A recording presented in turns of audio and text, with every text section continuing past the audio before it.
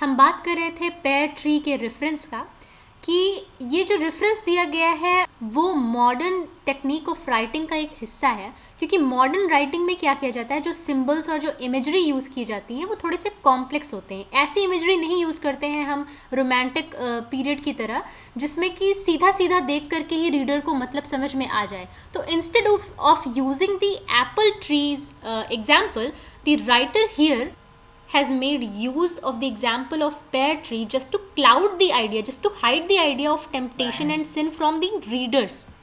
As this is a modernist story and its important feature is to not simply let the readers decode the symbols by the sheer look of it. In fact, the pear tree is more succulent, luscious and voluptuous than apple.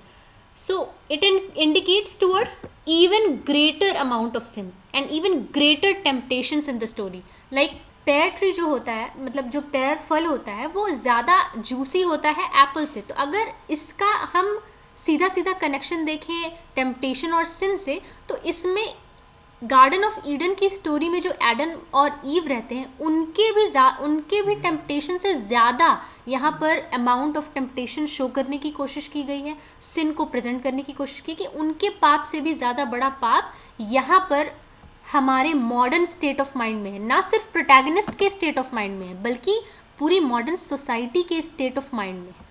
इसके बाद जो कहती है protagonist कि cats are creepy things, वो ऐसा क्यों कहती है, इसका क्या सिग्निफिकेंस है। जब बर्था सोचती है पर्ल फुलटॉन के बारे में, फिर वो कैट्स को देखती है और उसके बाद वो कहती है कि ये क्रीपी थिंग्स हैं। यहाँ वो अपने आप को क्रीपी समझती है।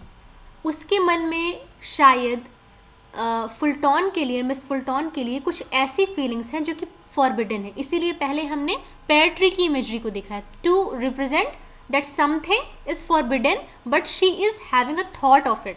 फिर उसका कैट्स को क्रीपी बुलाना is just a sneak into her insight, her state of mind, that she is somewhere in the corner of her heart conceiving herself, her own self to be creepy, but she cannot admit it publicly or openly. फिर उसके बाद Bertha एक couch पर बैठ जाती है और अपने हस्बैंड हैरी के बारे में जितनी भी आज तक उनके जीवन में साथ साथ अच्छे पल बीते हैं, जो भी गुड थिंग्स हुई हैं, वो सब कुछ सोचने लगती है। फिर उसके बाद थोड़ी देर में उसके मन में फिर से वही ब्लिसफुल फीलिंग वापस आ जाती है और उस ब्लिसफुल फीलिंग को एक्सेप्ट करने के बजाय उसे वो डिसमिस कर देती है एज एन एब्सर्डिटी, कि ये तो एक बेवकूफ़ी है।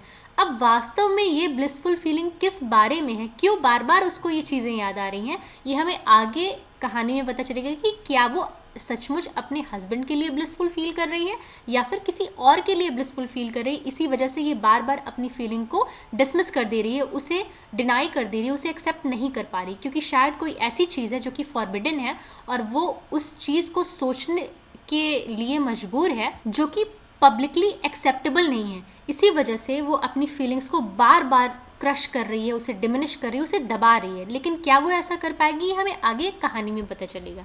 फिर क्या होता है कि जो डिनर गेस्ट हैं वो आने लगते हैं और सबसे पहले जो नाइट कपल रहते हैं, नॉर्मन नाइट्स जो रहते हैं, वो आते हैं और उन्होंने बहुत ही अच्छे फैंसी क्लोथ्स पहने हैं। मिसेस नाइट ने एक ऑरेंज कलर का कोट पहना हुआ है और मिस्टर नाइट ने एक फैंसी सा मोनोकल वेयर किया हुआ है।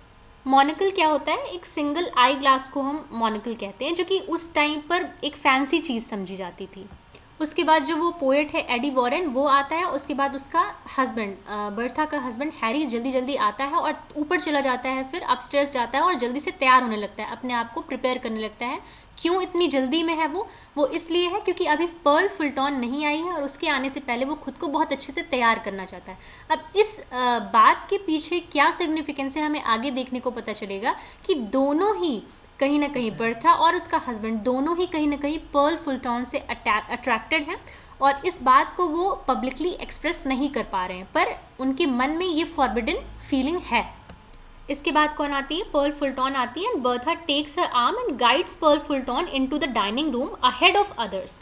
फिर बर्था जब उसे टच करती है और उसको लेकर के आगे बढ़ती है पर्ल फुलटॉन को, तो उसको लगता है कि उसे बहुत ही ज़्यादा वार्मथ फीलिंग आ रही है, बहुत ज़्यादा वार्म महसूस हो रहा है। जबकि वो देखती है, नोटिस करती है कि जो फुलटॉन है उसकी बाहें तो ठंडी हैं, फिर उसे वो वार्मथ फीलिंग कहाँ से आ रही है। She associates the heat with the feeling of bliss but doesn't understand its significance, कि क्यों उसको देख करके उसे ब्लिस वाली फीलिंग आ रही है।